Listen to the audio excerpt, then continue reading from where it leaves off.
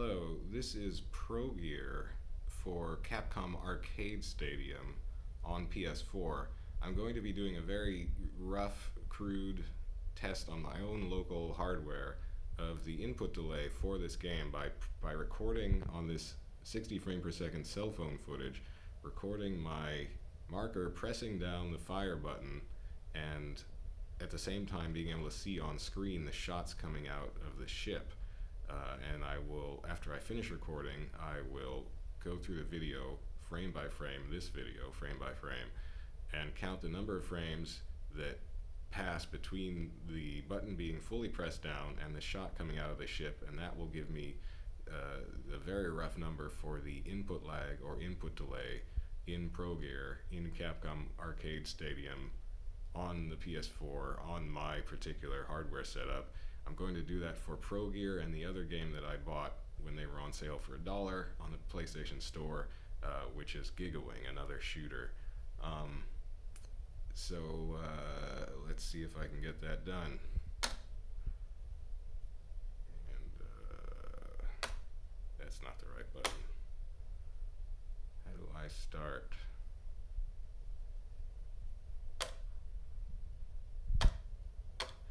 I've played Progear once or twice on an arcade board a friend of mine had years and years ago.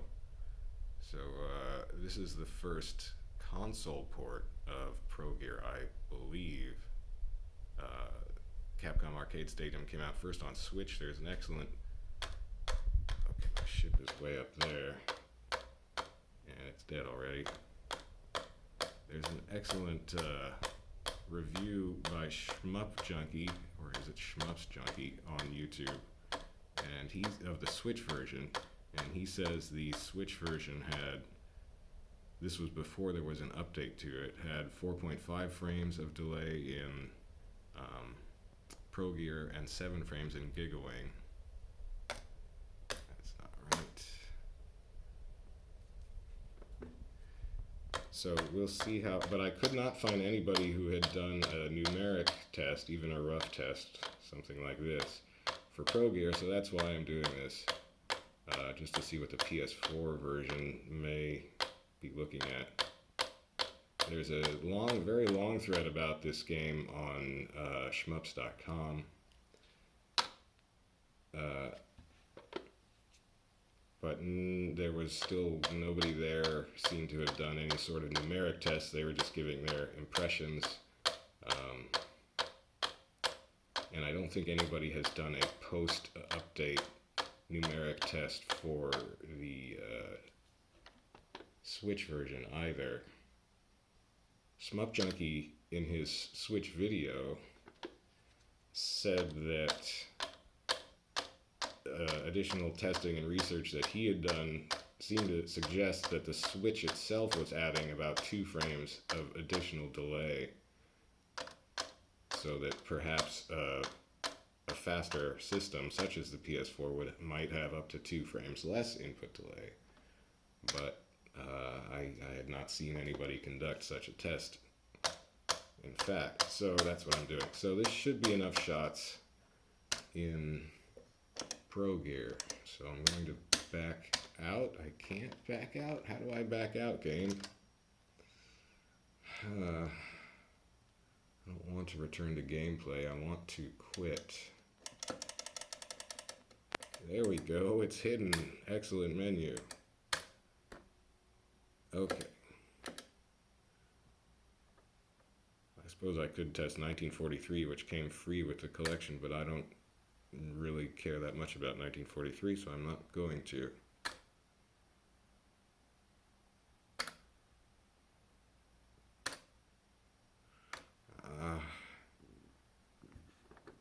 Okay. These games are running in the MAME emulator in this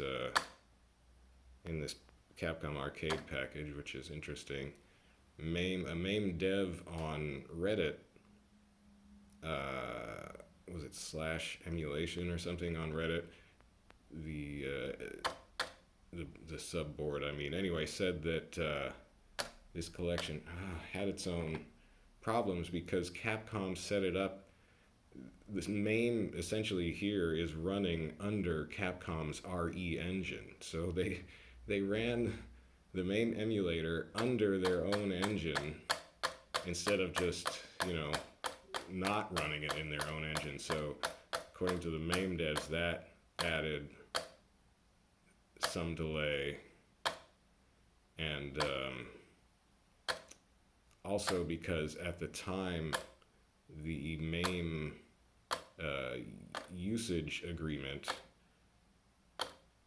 essentially prohibited Capcom from using what he called the sound, or what the MAME dev called the sound cores for the game. So Capcom had to write their own sound emulation, I guess, for these games that's also running at the same time. So that would have also impacted performance somewhat. So according to the MAME dev, those two factors added some additional input delay for the games in this collection. Now,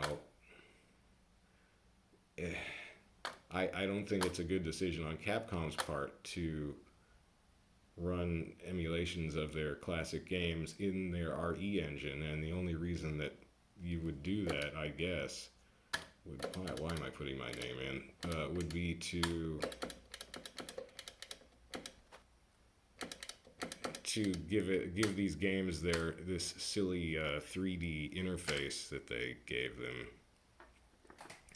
So that was probably an unfortunate decision that added unnecessary input delay. Look at this manic shmup to the games, but that's what Capcom decided to do. Capcom Arcade second Stadium comes out, I think it's July 21st next month, so they're probably doing the same thing in that collection as well, which will be unfortunate, but it's probably what that one's going to be like as well. I mean, Shmups Junkie said that the 7 frames he measured on Switch before the patch was what he also measured in the Dreamcast version of Gigawing. But that was also, according to shmups.com, known as a very input laggy version of the game, which did not compare well to a good emulator running the game natively, or as natively as you get in an emulator. So, I don't know. Could have been better, apparently, if Capcom had not decided to do what they did, but what can you do? They thought the kids need a fancy 3D pseudo interface for being able to stand old 2D games.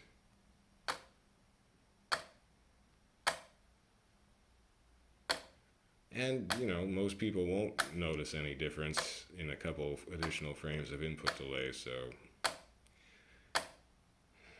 that's, that's the calculation they made. Alright, this is probably enough shots recorded for me to get a rough average when I play this video back and count frames.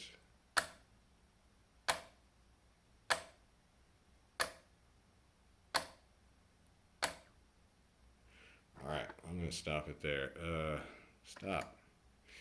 So, yeah, so that's, I will put the number of delay frames that I come up with from watching this video in the title and description of this video.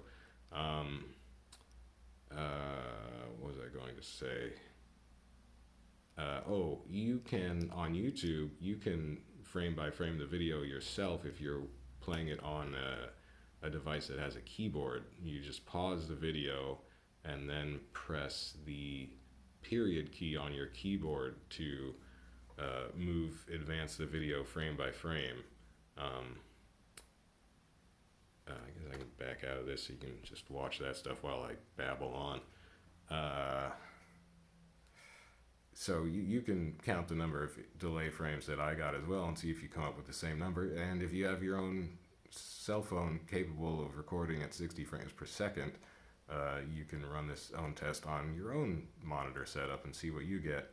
I'm recording this on a Google Pixel, is it a 3A or something like that, cell phone, which actually the camera app on this phone just has a 60 frame per second recording mode, which is pretty sweet. My previous older cell phone did not have such a thing, and I had to try to get as much light as possible when I was recording, because that affected what kind of frame rate it was able to record at. So if I got maximum blinding light on everything, I could just about get 60 frames out of that old camera. But this new camera can record at 60 frames no matter what. It sometimes makes the footage a little grainier than it would be at 30 frames. But all I really care about is the frame rate for these little rough test videos. So thanks for watching this, and we'll see what kind of number I count up after I finish recording. That's all for now. Bye bye.